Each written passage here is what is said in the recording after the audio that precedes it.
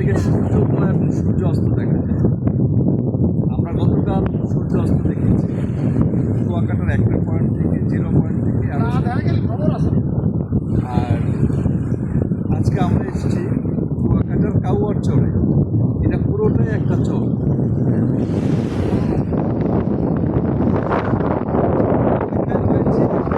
সূর্য কখন উঠবে সূর্যোদয় দেখার জন্য আমরা কুয়াকাটার কাউয়ার চরে।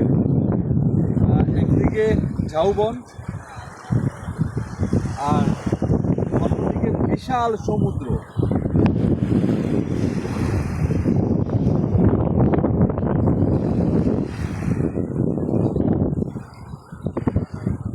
অপেক্ষায় রয়েছে সূর্য কখন উঠবে, সূর্যোদয় দেখবো। কাউয়ার চর থেকে